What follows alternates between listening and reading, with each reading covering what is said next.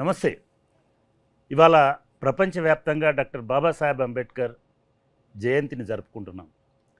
నేను ప్రపంచవ్యాప్తంగా ఎందుకంటున్నానంటే 125 సంవత్సరాల జయంతి సందర్భంగా ప్రపంచంలో 102 దేశాల్లో డాక్టర్ బాబాసాహెబ్ అంబేద్కర్ జయంతి ఉత్సవాలను జరిపించి ఇది ప్రపంచంలోనే ఒక అరుదైనటువంటి రికార్డుగా నిలిపినారు. ఎందుకు అరుదైన రికార్డు అంటే ఒక వ్యక్తికి సంబంధించినటువంటి జన్మదినం విశ్వవ్యాప్తం కావడం అనేటువంటిది అసాధారణమైనటువంటిది. ఒక జీసస్ క్రైస్ట్కి సంబంధించినటువంటి జన్మదినాన్ని మాత్రమే అట్లా ప్రపంచం సెలబ్రేట్ చేసుకుంటుంది. దాని తర్వాత డాక్టర్ బిఆర్ అంబేద్కర్ గారి జన్మదినాన్ని ఇవాళ విశ్వవ్యాప్తంగా ఐక్యరాజ్య సమితితో సహా అన్ని దేశాలు ఇవాళ అటువంటి జన్మదినాన్ని సెలబ్రేట్ చేసుకుంటున్నాయి. నిజానికి భారతదేశం చాలా సంక్షుప్త రాజకీయ సందర్భంలో ఉన్నది. ఒకవైపు అంబేద్కర్కి సంబంధించి ప్రపంచవ్యాప్తంగా ఆదరణ రావడం, అదేవిధంగా భారతదేశంలో కూడా అనేక మందికి ఒక ఆరాధ్యుడిగా అంబేద్కర్ నిలబడడం అనేటువంటి జరుగుతున్నటువంటి సందర్భంలోనే అంబేద్కర్ ఐడియాలజీకి, అంబేద్కర్ సిద్ధాంతాలకి, అంబేద్కర్ చూపినటువంటి దార్శనికతకి భిన్నంగా రాజకీయాలు నడుస్తున్నాయనేటువంటి ఒక అభిప్రాయం కూడా ఇవాళ మనకు వినబడతా ఉంది, కనబడతా ఉంది. ఇటువంటి సందర్భంలో దేశంలో ఉన్నటువంటి రాజకీయ నాయకులను చూస్తున్నప్పుడు ముఖ్యంగా యువకుల్లో కొంత అంబేద్కర్ పట్ల ఒక అభిమానం, అంబేద్కర్ సిద్ధాంతాల పట్ల ఒక అవగాహన, వాటిని అమలు చేయాలనేటువంటి తపన ఉన్నటువంటి నాయకులు కూడా కొంతమంది మనకు అప్పుడప్పుడు తారసపడుతున్నారు. అటువంటి వాళ్ళలో మన రాష్ట్రం నుంచి ఉన్నటువంటి నాయకులలో ముఖ్యంగా భారత రాష్ట్ర సమితి నుంచి మనకు కేటీ రామారావు గారు ప్రధానంగా కనబడతారు. Thank you sir. Thank you. Raman అనాలా, రామ్ అనాలా, లేకపోతే కేటీఆర్ గారు అనాలో కానీ మీరు ఇవాళ ఈ ఇంటర్వ్యూకి రావడం, అంబేద్కర్ పట్ల మీకున్నటువంటి అవగాహన, అదేవిధంగా అంబేద్కర్ వాదం పట్ల మీకున్నటువంటి నిబద్ధత, లేదా అంబేద్కర్ భవిష్యత్తులో అంబేద్కరిజం అనేటువంటిది దేశానికి ఏ ప్రాతిపదికన ఉంటుంది అనేటువంటి విషయాలు మీతో మాట్లాడాలని అనుకున్నాం. Thank you for accepting this interview. మీరు ముందుగా మీకు ధన్యవాదాలు. ఎందుకంటే నిన్న మీరు కేరళలో అంబేద్కర్ జయంతికి సంబంధించిన ఒక స్మారక సభ జరుగుతూ ఉంటే దానిలో మీరు కీనోట్ స్పీకర్గా కేరళలో అక్కడ పోయినారు. సెంట్రల్ యూనివర్సిటీకి వెళ్ళాలి. తర్వాత రేపు మళ్ళీ మీరు తిరుపతికి వెళ్ళాలి. కానీ ఈరోజు ప్రత్యేకంగా కేరళ నుంచి తిరిగి హైదరాబాద్కి వచ్చి మళ్ళీ తిరిగి ఇంకో రాష్ట్రానికి వెళ్తున్నారు. సమయం మీరు తీసుకొని వచ్చినందుకు మీకు హృదయపూర్వకంగా ధన్యవాదాలు. ఇందాక మీరు చెప్పిన గొప్ప మాటలకు కూడా, ఎందుకంటే ఇవాళ నాకున్న పరిమితమైన అవగాహన కానీ, నాకున్న పరిమితమైన పరిజ్ఞానం కానీ, ముఖ్యంగా డాక్టర్ బిఆర్ అంబేద్కర్ గారికి సంబంధించి మీరు దాన్ని అంత ఉదాత్తంగా, చాలా ఉదారంగా చెప్పాలండి, నిజంగా నేను చెప్పాలంటే ఉదారంగా చెప్పినందుకు మీకు హృదయపూర్వకంగా ధన్యవాదాలు. అంబేద్కర్ అంటే ఒక దళితులకు సంబంధించినటువంటి వ్యక్తి. అంబేద్కర్ విగ్రహం అంటే దళితవాడలోనే ఉండాలి, దానికి కూడా అగ్రవర్ణాల పర్మిషన్ ఉండాలి. ఇటువంటి అన్ని ఫేస్ చేసినటువంటి సందర్భంలో సడన్గా మీ ఫోన్ వచ్చిన తర్వాత సరే మామూలుగా వేరే ఏదేదో అనుకున్నాను, కానీ మీరు ఫోన్ చేసి మనం అంబేద్కర్ గురించి ఆయన్ని స్మరించుకోవాల్సినటువంటి అవసరం ఉన్నది, మనం మాట్లాడాలా అని అన్నప్పుడు ఐ ఫెల్ట్ వెరీ హ్యాపీ. ఎందుకంటే మీకు మీరుగా అంబేద్కర్ గురించి ఆలోచించడం అనేటువంటి, అఫ్కోర్స్ నాకు తెలుసు మీరు గతంలో కూడా ఎటువంటి ఉదారంగా ఉన్నారు, ఎటువంటి విషయాలలో మీరు ఎంత బ్రాడ్గా ఉన్నారు, ఎట్లా ఆలోచించినారో నాకు తెలుసు. కాబట్టి సరే నాకు కూడా అనిపించింది ఏంటంటే ఓకే, అంబేద్కర్ గురించి మనం మాట్లాడుకోవడం కాదు, మీలాంటి వాళ్ళతో మాట్లాడారు. యూత్ పట్ల నాకు ఒక గొప్ప గౌరవం. మీలాంటి వాళ్ళు అంబేద్కర్ని ఎట్లా అర్థం చేసుకున్నారు, ఎందుకు మీకు ఆసక్తి కలిగిందనేది నేను ముందుగా మిమ్మల్ని అడుగుదామనుకున్నాను. ఎందుకు మీకు అంబేద్కర్ గారి పట్ల అటువంటి ప్రత్యేక అభిమానం ఉంది, అంబేద్కర్ అంటే ఏమిటి, మీరు ఎట్లా అర్థం చేసుకున్నారు, ఎందుకు ఈ ప్రోగ్రాం ఆలోచించారు? నేను అర్థం చేసుకున్న అంబేద్కర్ గారి గురించి నేను చెప్పగలుగుతానండి. ఎందుకంటే నేను చిన్నగా ఉన్నప్పుడు స్కూల్లో మనందరం చదువుకున్న ఒక కథ, ఒక ఏనుగు 8 మంది గుడ్డివాళ్ళు. 8 మంది గుడ్డివాళ్ళు కంటి చూపు లేని వాళ్ళని ఏనుగు చుట్టూ పంపించి ఏనుగు అంటే ఏంటి తెలుసుకునే ప్రయత్నం వాళ్ళు చేస్తారు. చేసిన తర్వాత తిరిగి వచ్చిన తర్వాత ఎట్లా కనబడ్డది, ఎట్లా అనిపించింది ఏనుగు అంటే, ఒకరేమో తోక ముట్టిన వాళ్ళేమో ఏనుగు చాలా సన్నగా పీలగా ఉందని ఒక ఆయన అంటాడు.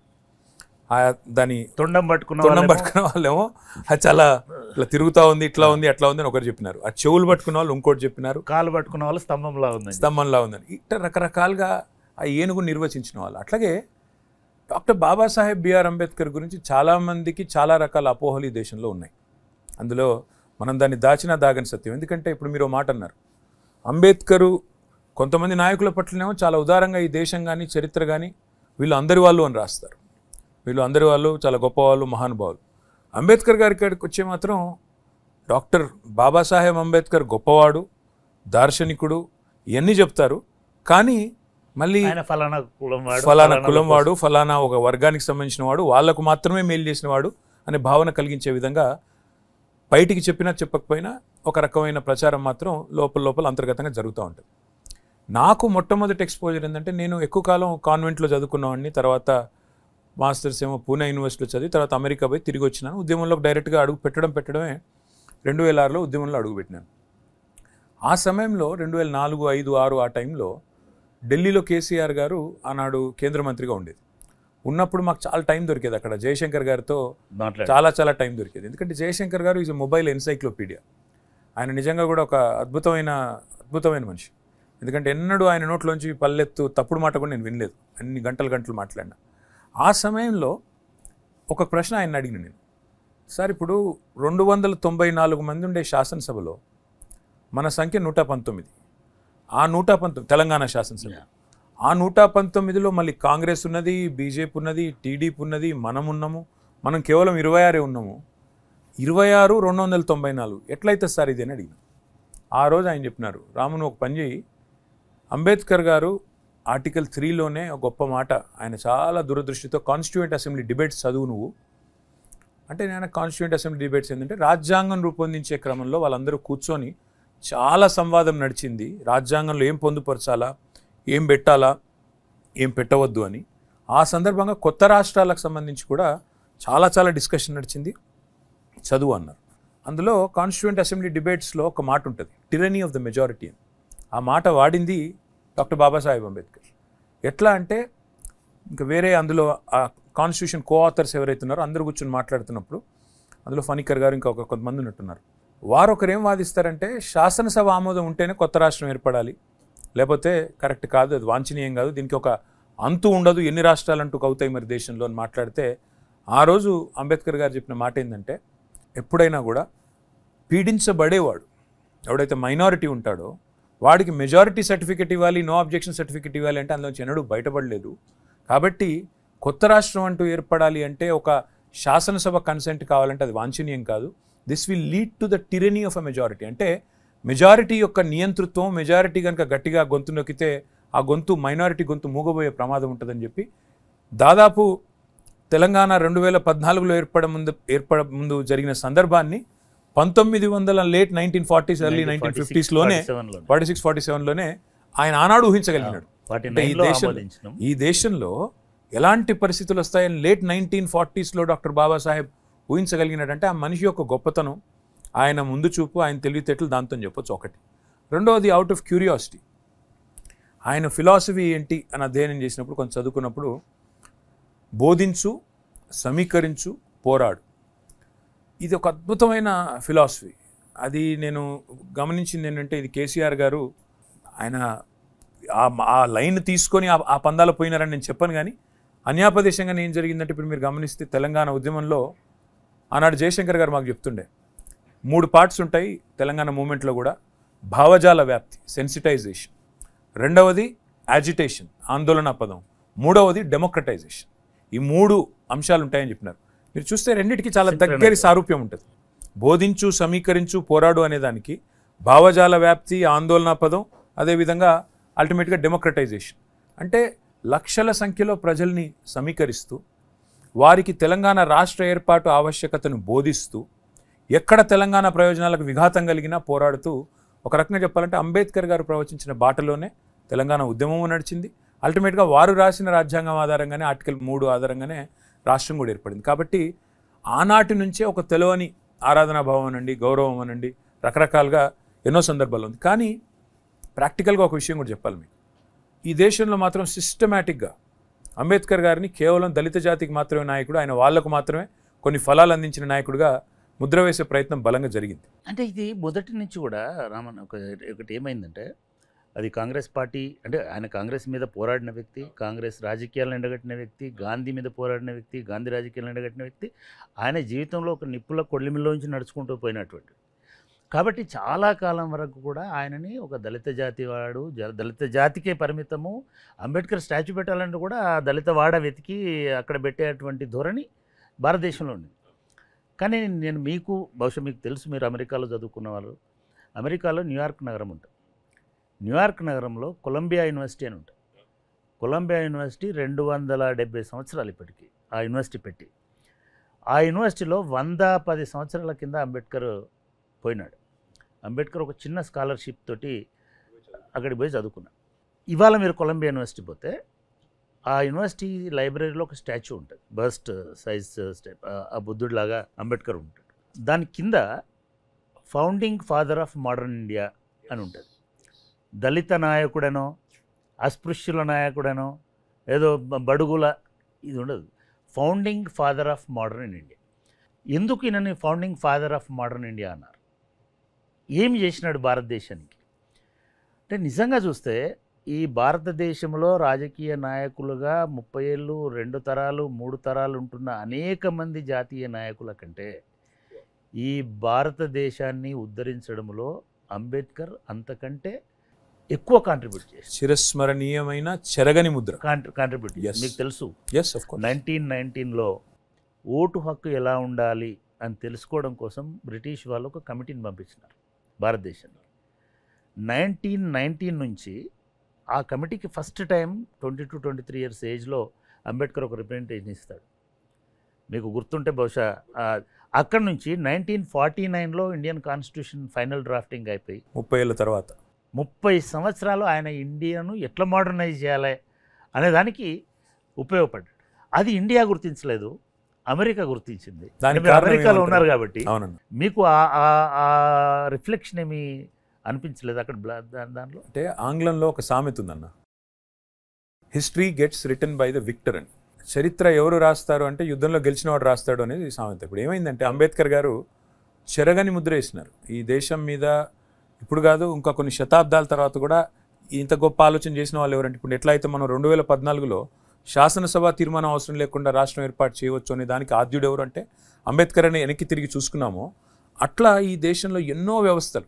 చాలామంది ఏమనుకుంటారంటే ఒక రిజర్వేషన్ సిస్టము దళితులకు కానీ, ట్రైబల్స్ కానీ, షెడ్యూల్డ్ కాస్ట్ కానీ, షెడ్యూల్డ్ ట్రైబ్స్ కానీ ఇచ్చినవారు అంబేద్కర్ అనుకుంటారు. కానీ మహిళలకు ఓటు హక్కు కానీ, ఆస్తిలో సమాన వాటా రావాలనే ఆలోచన కానీ, బహుభార్యత్వాన్ని రద్దు చేయడం కానీ, పునర్వివాహం కానీ అంటే వితంతువులకి, అదేవిధంగా విడాకులు కానీ, ఇవన్నింటి విషయంలో ఆనాడే జెండర్ ఈక్వాలిటీ కోసం కొట్లాడిన వాడు అంబేద్కర్. అయితే దాని గురించి పోయే ఉంది. నేననేది ఏంటంటే, ఎందుకు అంబేద్కర్ గారిని ఈ దేశంలో ఒక మహాత్మా గాంధీతో ధీటుగా లేదా మరొక ప్రముఖ నాయకుడితో ధీటుగా పెట్టలేదు అంటే, డెఫినెట్గా దానిలో అనుమానం ఏం లేదు. ఆనాటి నుంచి ఈనాటి వరకు ఇంత గొప్పవాడైనప్పటికీ ఈయనను, ఆయన చరిత్రను కానీ, ఆయన గొప్పదాన్ని కానీ చెప్పేవాళ్ళు లేకపోవడమే కాకుండా తెలిసి కూడా కావాలని చిన్నగా చేసి చూపెట్టే ప్రయత్నం ఇండియాలో జరిగింది. బయట మాత్రం మీరు అన్నట్టుగా మీరు ప్రపంచంలో ఎక్కడ పోయినా, నేను లండన్ పోయినాను. లండన్లో అంబేద్కర్ గారు ఎక్కడైతే ఉండి చదువుకున్నారో, ఏ ఇంట్లో ఉండి చదువుకున్నారో, ఇవాళ దాన్ని మ్యూజియంగా మన ప్రభుత్వం, భారత ప్రభుత్వం మారిస్తే స్టాచ్యూను కూడా తీసుకుపోయి దాన్ని మన తెలంగాణలో మనం పెట్టిన 125 ఫీట్ల విగ్రహం ఏదైతే ఉందో దాని యొక్క రెప్లికాని తీసుకొని పోయి అక్కడ పెట్టొచ్చినాం మేము. ఆ క్రమంలో ఆ ఇంట్లో మొత్తం లండన్లో ఉండే అంబేద్కర్ రైట్స్ అందరూ వచ్చినారు. వచ్చి వాళ్ళందరూ వివరించి చెప్తున్నారు, ఇక్కడ ఉండేది ఇదే ఇంట్లో ఉండేది, ఆయన ఇక్కడ చదువుకున్నారు, ఇక్కడే ఉన్నారు అని చెప్తా ఉంటే నాకు అనిపించింది, ఇక్కడ వాళ్ళు గుర్తించిన గొప్పతనం మన వాళ్ళు మన దేశంలో మాత్రం ఇంకా కూడా వెలివేసినట్టు అంబేద్కర్ విగ్రహం పెట్టాలా అంటే మాత్రం ఇంకా కూడా ఎక్కడో ఓన్లీ ఎస్సీ కాలనీలో పెట్టాలనే ఆలోచన. అందుకే కేసీఆర్ గారు నగరం నడిబొడ్డున, సెక్రటేరియట్ పక్కన నగరం నడిబొడ్డున, అంటే ఇది మార్పు. నేననేది ఈ మార్పు రావాలి, అంబేద్కర్ గొప్పతనం సమున్నతంగా సర్వోన్నతంగా అందరికి తెలవాలనే ఒక మంచి ఉద్దేశంతో చేసింది. మనం ఒక దీనికి పేరు పెట్టాలన్నా, ఒక స్టాచ్యూ పెట్టాలన్నా, సెక్రటేరియట్కి పేరు పెట్టాలన్నా కూడా ఎవడేమనుకుంటాడో అనేటువంటి ఒక ధోరణిలో ఇదంతా కూడా ఒక రాజకీయ కుట్ర. నేను అనుకోవడం అయితే, ఆయన ఎదిగితే వాళ్ళ పార్టీలకు ప్రాతినిధ్యం ఉండదు, ప్రభావం ఉండదు, కాబట్టి వాళ్ళ తండ్రులు వాళ్ళ తాతలనే మనం లీడర్లుగా ప్రొజెక్ట్ చేయాలి, వాళ్ళే దేశ నిర్మాతలని చెప్పాలి అనేటువంటి ఒక ధోరణి దానిలో మనకి కనబడతాం. కానీ తెలంగాణ ఉద్యమంలో కూడా మీరు ఒక మంచి అనాలజీ తీసుకొచ్చినారు. మొత్తం తెలంగాణ సమాజము కదిలింది. తెలంగాణ సమాజం అంతా ఒక అద్భుతమైన పోరాటంతో అదే అంబేద్కర్ సూచించిన రాజ్యాంగం ప్రకారం నిద్రాహారాలు మాని తెలంగాణను సాధించుకుంది. కానీ ఎక్కడో ఈ పోరాడినటువంటి వాళ్ళలో, ముఖ్యంగా దళిత బహుజనులలో, ఎందుకంటే వాళ్ళే ఎక్కువ మంది మీకు ఎదురొడ్డి పోరాడినారు. 100%. మనం ఆత్మహత్యలు చేసుకున్న లిస్ట్ నేను కంపైల్ చేసినప్పుడు చాలామంది ట్రైబల్స్, దళిత్స్, ఇట్లాంటి పిల్లలు చాలామంది బ్యాక్వర్డ్ క్లాసెస్ ఉన్నారు. అంటే వాళ్ళకు ఈ రాష్ట్రం ఏర్పడడం అనేది తెలంగాణ దళితులకు, బహుజనులకు ఒక కలలాగా ఉండేది. ఒక మంచి కార్యక్రమం తీసుకున్నారు కేసీఆర్ గారు, దళిత బంధు అని. కాకపోతే దాన్ని కూడా మేము, అంటే ఈ కేసీఆర్ గారు తప్పు కాదు, లేదా దళిత బంధు ద్వారా ఫలాలు అందుకున్న కొన్ని కుటుంబాలు, కొన్ని వేల కుటుంబాల తప్పు కాదు. మేము ఒక పార్టీగా ప్రభుత్వంలో ఆనాడు భాగస్వాములుగా, అధికారులుగా, కార్యకర్తలుగా, మా పార్టీ కార్యకర్తలుగా మేము ఈ పథకం యొక్క సదుద్దేశాన్ని ప్రజలకు వివరించి చెప్పడంలో మాత్రం మేము విఫలమైంది.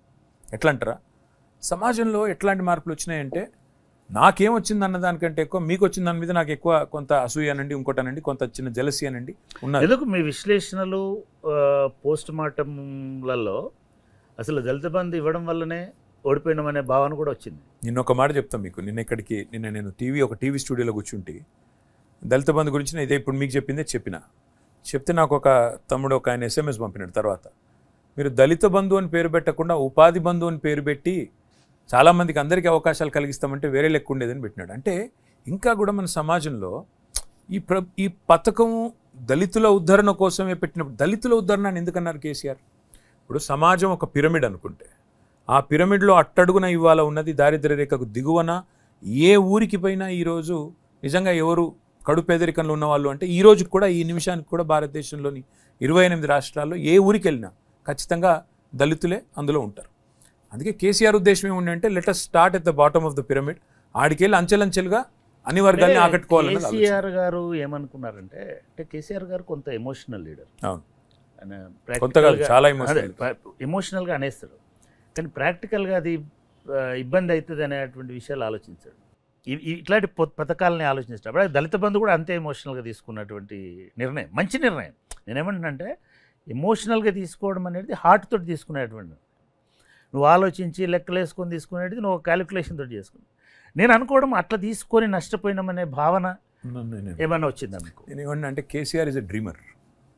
కేసీఆర్ ఆయన ఒక స్వాప్నికుడు. డేర్ టు డ్రీమ్ బిగ్ అంటారు కదా, మార్టిన్ లూథర్ కింగ్ చెప్పినట్టు ఐ హ్యావ్ ఎ డ్రీమ్ అనే అద్భుతమైన స్పీచ్ ఉంటుంది. అట్లా కేసీఆర్ గారు కొన్ని అసాధారణమైన, అసాధ్యమైన అనుకునేటివి కూడా కొన్ని కళలు ఆయన అట్లా ఊహిస్తుంటాడు. ఆయన కల్పన కొద్దిగా పెద్దగా ఉంటుంది. ఏం చేసినా కూడా తెలంగాణ రాష్ట్రంలో ఎగ్జాక్ట్లీ తెలంగాణ రాష్ట్ర సాధన అనండి, లేకపోతే భారత రాష్ట్ర సమితి అని పెట్టిన, భారతదేశంలో కూడా మనం అంటూ మన ప్రభావాన్ని చూపెట్టాలని ఆలోచించిన, he dreams big, he can't think small. KCR గారితో ప్రాబ్లం ఏంటంటే he can't think small. So ఆయన దళిత జాతి ఉద్ధరణ కోసం కూడా మీటింగ్ అని పెట్టి ఎమ్మెల్యేస్ అందరితో మీటింగ్ పెట్టినారు. మొత్తం అన్ని పార్టీల ఎమ్మెల్యేలు వచ్చినారు, బట్టి విక్రమార్క గారు, ఇంకా చాలా మంది పెద్దలు వచ్చినారు, మోత్పల్లి నరసింహులు గారు వచ్చినారు, ఇంకా చాలా మంది బయటకు వచ్చి పోయినారు కూడా, చాలా మంది పోయారు. అయితే ఆ మీటింగ్లో కూడా మా పార్టీ ఎమ్మెల్యేలు ఉన్నారు, అన్ని పార్టీల ఎమ్మెల్యేలు ఉన్నారు, అన్ని పార్టీల నాయకులు ఉన్నారు. వాళ్ళందరూ సార్ ఏం చేద్దాం, దళిత బంధు అంటే దళితుల కోసం స్పెషల్గా ఏం ప్రోగ్రామ్ తెద్దాం, ఒకటి అప్పటికే SC ST సబ్ ప్లాన్ వచ్చింది, ఇంకోటి వచ్చింది, కానీ ఇంకా ఏం చేద్దాం అని పిలిస్తే ఎవరు కూడా సార్ ఏం లేదు, ఒక కుటుంబానికి ఒక 2 లక్షల రూపాయలు చొప్పున మనం ఒక కార్పొరేషన్ లోన్ ఇద్దాం, ఇట్లే మాట్లాడుతున్నారు తప్ప అంతకంటే ఎక్కువ చెప్పట్లేదు. చివరికి ఆయననే సమ్అప్ చేసి ఏమన్నాడంటే, ఇట్లా కాదు, సరే ఏదేమైనప్పుడు మీరు అన్నారు emotional response, is a emotional man. ఆయన రెస్పాన్సెస్ కానీ ఆయన ఆలోచనలు కానీ ఇమోషనల్ నుంచే వస్తాయి. కాబట్టి ఆయన టగమని అన్నది ఏంటంటే, ఒక కుటుంబం, ఒక తరం మీరు కనుక వాళ్ళను ఒక్కసారి ఆ పావర్టీలోంచి బయటికి తీసుకురాగలిగితే, ఎందుకంటే ఆయన ఒక ఎగ్జాంపుల్ కూడా చెప్పినారు మాకు, మందరిని కూర్చోబెట్టి చెప్పినారు లెజిస్లేచర్ పార్టీని. ఇప్పుడు ఒక వ్యాపారస్తుల కుటుంబమే అనుకోండి, వాళ్ళ చేతిలో 10 లక్షల రూపాయలు పెడితే 10 లక్షలను పునరుత్పత్తి చేసి 20 లక్షలు ఎట్లా చేయాలో వారికి చెప్పాల్సిన, వారికి ఎవరు చెప్పే అవసరం లేదు, వాళ్ళకి అట్లా అలవాటు తరతరాలుగా వచ్చింది. కానీ దళిత జాతికి కూడా, దళితుల్లో కూడా మనం ఈ ఆలోచన విధానాన్ని మార్చాలి, ఎంతో కొంత ఈ పెట్టుబడితో ప్రేరణ కల్పించి ఒక్కసారి వాళ్ళను ఆ సోషల్ స్ట్రాటాలో ఎక్కడైతే ఉన్నారో నెక్స్ట్ లెవెల్కి తీసుకుపోవాలనేది ఆయన ఎజెండా. నేను ఇందాక అన్నట్టు ఇక ఆయన ఒక స్వాప్నికుడు. ఆయనకి ఏంటంటే ఇట్లాంటి అసాధారణమైన కళలు కంప్లీట్గా బూమరాంగ్ అయిపోయి దళితుల పట్ల వ్యతిరేకత రావడానికి కూడా కారణమైంది. బూమెరాంగ్ అనను కానీ ఒకటి మాత్రం జరిగింది, దీన్ని వాడుకున్న కాడ కొన్ని చోట్ల అద్భుతాలు మేము క్రియేట్ చేయగలం. ఉదాహరణకి నా నియోజకవర్గంలో నేను నా కళ్ళతో నేను చూసినవి, నేను ఇనాగరేట్ చేసిన కాబట్టి చెప్తాను. 9 మంది దళిత సోదరులు మా దగ్గర, మా పదిరా అనే ఊరు ఉంటుంది, ఎల్లారెడ్డిపేట మండలం పదిరా అనే ఊరు, 9 మంది కలిసి ఒక పెట్రోల్ బంక్ పెట్టుకున్నారు. 3 దళిత సోదరులు, రంగంపేట అనే ఊరు, వీర్నపల్లి మండలం, నా కాన్స్టిట్యున్సీలో. వాళ్ళు 3 కలిసి 30 లక్షల రూపాయలు దళిత బంధులో వస్తే విజయలక్ష్మి ఇండస్ట్రీస్ అని పెట్టుకొని 3 కోట్ల రూపాయల రైస్ మిల్ వాళ్ళు పెట్టినారు బ్యాంక్ సహకారంతో, 30 లక్షల ప్రేరణతో. ఇంకొక కుటుంబం ఒకటి సార్ ఎట్లుంటుంది అంటే అందరం పస్తులున్న పర్వాలేదు, కానీ ఒక్కడికో కొంతమందికో మాత్రం ఫుడ్ దొరికితే మాత్రం ఈక్వల్ సాటిస్ఫాక్షన్ అని ఉండాలి, ఈక్వల్ డిస్సాటిస్ఫాక్షన్ ఉండాలి. ఈక్వల్ డిస్సాటిస్ఫాక్షన్ భరిస్తారు కానీ అవును, ఒక పార్షియల్ సాటిస్ఫాక్షన్ భరించలేదు. అది మాత్రం అది మేము గ్రహించలేకపోయింది. అంటే ఏంటి మీరు నేర్చుకున్న లెసన్స్ ఏమున్నాయి దీంట్లో? అంటే మీ పరిపాలనలో ఒక 3-4 ఇష్యూస్ నేను చెప్పదలుచుకున్నాను. ఒకటి అఫ్కోర్స్ నేను part of first draft of ఇది నేను చూసినాను కాబట్టి, ఒకటి 3 ఎకరాలు అనేది చాలా పెద్ద డ్రీమ్. అది అసలు 3 ఎకరాలు ప్రజాదళితుడికి వచ్చుంటే అసలు ఈ దేశంలో విప్లవాత్మకమైనటువంటిది అయ్యేది. అదొకటి. సరే ఫైన్, అప్పుడు చాలామంది మీ శాసనసభ్యులతో సహా అందరు కూడా ఒక్కళ్ళు ఇస్తే ముఖ్యమంత్రి రాకూడదు. నేనైతే కేసీఆర్ గారికి చెప్పింది ఏంటంటే, మీరు ముఖ్యమంత్రి ఇవ్వడం ఏంది, ముఖ్యమంత్రి కావాలి, మేము ఎవరైనా ఒక దళితుడు ముఖ్యమంత్రి కావాలి, అంతేగాని మీరు నామినేట్ చేసి ఒక ముఖ్యమంత్రిని పెడతా అంటే ఒక పాలేరు పెట్టినట్టే ఉంటుంది. ఐ మీన్ అట్లా కాదు, ఎంపవర్ అవ్వాలి, ఎంపవర్ అయ్యి వాళ్ళ లోపల ఇది రావాలి, అట్లా ముఖ్యమంత్రి అయితే పర్వాలి. రెండవది, అప్పుడు తెలంగాణ ఏర్పడిన కొత్తలో చాలా ఆంధ్ర రాజకీయ శక్తులు, నేనైతే 10 ఏళ్ళు పోరాడిన ఆంధ్ర రాజకీయ శక్తి టీవీలలోనే యుద్ధం చేసిన, వాళ్ళు ఏడికెళ్ళి లేపుకోపోతారో తెలియదు కాబట్టి ఒక స్ట్రాంగ్ లీడర్షిప్లో ఉండాలనేటువంటిది అది రెండవది. మూడవది, చాలా సిగ్నిఫికెంట్ కాంట్రిబ్యూషన్గా మనకు కనబడుతున్నది, దళిత బంధు కంటే కూడా ఎక్కువ మీరు కాంట్రిబ్యూట్ చేసింది ఏంటంటే రెసిడెన్షియల్ స్కూల్స్ని అసలు అనూహ్యంగా 120, 110 నుంచి 1100 దాకా 1005 రెసిడెన్షియల్ స్కూల్స్, 1022 ఆ కాంట్రిబ్యూషన్లో తీసుకున్న చొరవ కానీ, లేదా మీరు దాన్ని ఎజెండాలోకి తీసుకురావడానికి మీకు ప్రేరణ కలిగించిన అంశాలు ఏంటి? ఒక్కటే, ఆయన కేసీఆర్ గారికి ఆయనకి ఈ ఆలోచన కొత్తది కాదు. ఆయన నాకు ఒక్కసారి కాదు, నాకు ఈ మాట కనీసం ఒక 1000 సార్లు చెప్పింటారు, వ్యక్తిగత సంభాషణలు చెప్పింటారు, మా పార్టీ మీటింగ్లో చెప్పింటారు. ఆయన ఒక మాట ఏమంటారంటే పదే పదే, ఇప్పుడు మా ఊర్లో కేసీఆర్ గారు ఎందుకంటే గ్రామీణ నేపథ్యంలో పెరిగిన వ్యక్తి, చింతమడకలో పెరిగిన వ్యక్తి, మా ఊర్లో ఉండే ఒక దళిత సోదరుడు, ఒక ఎల్లయ్య అనే సోదరుడి కొడుకుకి నా కొడుకుకి తేడా ఏంటి? నువ్వు చదువుకున్నావు, నీకు అవకాశాలు నేను కల్పించినాను, నువ్వు తర్వాత హైదరాబాద్లో చదువుకున్నావు, ఆ తర్వాత అదృష్టం బాగుండి నేను కొంత పెట్టుబడి పెట్టగలను కాబట్టి అమెరికాకు పోయినావు, తర్వాత నీ ఉద్యోగం సంపాదించుకున్నావు, ఇలా నీ కాలం మీద నిలబడ్డావు. అదే ఎల్లయ్య కొడుకు మళ్ళీ తిరిగి నువ్వు ఎందుకంటే ఆయన అవకాశాలు కల్పించలేకపోయినాడు కాబట్టి ఇలా పోయి మళ్ళీ ఒక పొలంలో వ్యవసాయ కూలీగానో లేకపోతే వ్యవసాయం చేసుకుంటూ బతుకుతున్నాడు. ఒకటే ఊరిలో పుట్టిన 2 పిల్లలు కేవలం సమాన అవకాశాలు లేకపోవడం వల్ల, ప్లాట్ఫామ్ అని దొరకకపోవడం వల్లనే నువ్వు ఇవాళ అక్కడ పోయినావు, ఆయన ఇక్కడే మిగిలిపోయినాడు, నువ్వు కూడా ఇక్కడే ఉండిపోతే నువ్వు కూడా అట్లే ఉండిటోడివి కదా. ఈ మాట నాకు ఇప్పుడు చెప్పేది కాదు, కేసీఆర్ గారు ముఖ్యమంత్రి అయిన తర్వాతనో పార్టీ పెట్టిన తర్వాత చెప్పిన మాట కాదు, నేను చదువుకునేటప్పుడే చెప్పిన మాట ఇది. అంటే ఆయనకు అప్పటి నుంచే కొన్ని విప్లవ భావాలు ఉన్నాయి. మీకు ఇంకో మాట కూడా చెప్పాలా చక్రపాణి అన్న, కేసీఆర్ గారు ఆనాడు తెలుగుదేశం పార్టీలో ఎమ్మెల్యేగా ఉన్నప్పుడు కూడా హైదరాబాద్ నుంచి సిద్దిపేట అప్పుడు కారు ప్రయాణంలోనే 3 గంటలు పట్టేది, 3-3.5 గంటలు పట్టేది. అప్పుడు ఆ 3-3.5 గంటలు పట్టేది. 3-3.5 గంటలలో ఆ రాజీవ్ రథార్ అంటే ఇప్పుడైంది అనుకోండి, మొత్తం గద్దరపాట్లే ఉండేది. ఇప్పుడు కాదు, ఆయనకి వాళ్ళ నాన్నగారితో కూడా ఘర్షణ, వాళ్ళకు వ్యవసాయ కూలీలకి ఈయన వాళ్ళ నాన్నగారికి చెప్పకుండా ఈయన పోయి ఆ రోజు కూలీ రేట్లు పెంచి, ఈయన చాలా ఉన్నాయిలేండి స్టోరీలు. నేను ఏమంటున్నా అంటే అల్టిమేట్గా ఆయనకు మొదటి నుంచి కూడా కొన్ని ఈ కోణంలో అంటే చదువు అనేది, విద్య అనేది సమానత్వాన్ని అల్టిమేట్గా సాధించగలుగుతుంది సమాజంలో అనే ఒక ఎజెండా ఆయనకు మొదటి నుంచి ఉంది. సిద్దిపేటలో ఎమ్మెల్యేగా ఆయనకు ఎవరు చెప్పలేదు, పార్టీ చెప్పలేదు, ఎవరు చెప్పలేదు. దళిత చైతన్య జ్యోతి అనే కార్యక్రమాన్ని ఆ రోజే కేసీఆర్ గారు కొన్ని గ్రామాల్లో, రామునిపట్ల అని ఒక ఆదర్శ గ్రామం తీసుకున్నాడు. ఆయన దత్తత గ్రామం, బార్డర్ విలేజ్, చిన్న సిద్దిపేట నుంచి కరీంనగర్ పోయే రోడ్లో రైట్ సైడ్ ఉంటుంది దత్తత గ్రామం. అక్కడ స్టార్ట్ చేసినారు ప్రోగ్రామ్. అక్కడ ఒక్క దగ్గరనే కదా, ఆయనకి ఏంటంటే అప్పటి నుంచి ఇప్పుడు హరితహారం అనే ప్రోగ్రామ్ ఈరోజు చూస్తున్నాం మనం, అప్పుడే సిద్దిపేటలో చేశారు. ఈరోజు మనం చూసే మిషన్ భగీరథ అప్పుడే సిద్దిపేటలో ఆయన చేసుకున్నారు. సో ఆయనకి ఏమంటే ఇది అంటే నేను బాగా ఇంటరాక్ట్ అయినా, అంటే మా 3-4 సార్లు మా దగ్గరికి రావడము, ఇంట్లో మాట్లాడుతున్నప్పుడు కూడా ఆయనకు అంబేద్కర్కు సంబంధించినటువంటి కోర్ ఫిలాసఫీ, ఆలోచన విధానం, కోర్ ఐడియాలజీ అంటాం కదా, అది పూర్తిగా ఉంటుంది. మీరు ఇందాక అన్నమాట ఆయన పదే చెప్పేవాడు.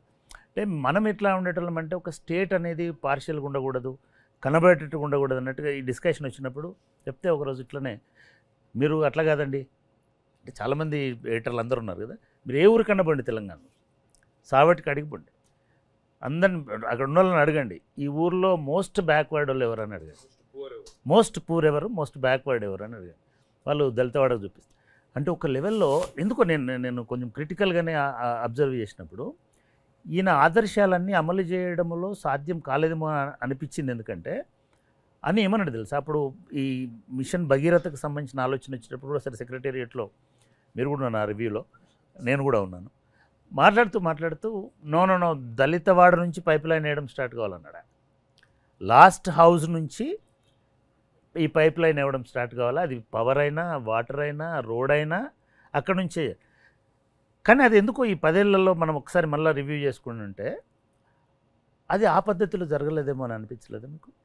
చాలా వరకు జరిగింది. ఇప్పుడు మీరు చూస్తే సార్వజనీనమైన కార్యక్రమాలు ఏవైతున్నాయో వాటి ఆచరణలో చాలా వరకు సఫలమైన. అంటే ఎందుకు నేను వాటర్ ఎందుకు చెప్తున్నానంటే, ఆ మహానుభావుడు వాటర్ దొరకక ప్రజలందరూ అంగలారుస్తుంటే చెరువు నిండా నీళ్లున్నా కూడా ఆ తాగనీయకపోయిన సందర్భంలో ఆయన లండన్లో చదువుకొని వచ్చి ఆయన ఒక ప్రొఫెసర్గా పనిచేసుకుంటూ మహద్ చెరువు సత్యాగ్రహం చేసి వేల మందితో ఆ చెరువులో దిగి నీళ్లు ముంచిపిచ్చి జుర్మానా కూడా కట్టినాడు. అంటే అదొక లిబరలైజేషన్, దానికి వాటర్ ఇంటికి గొప్ప విప్లవం, అదొక గొప్ప తిరుగుబాటు.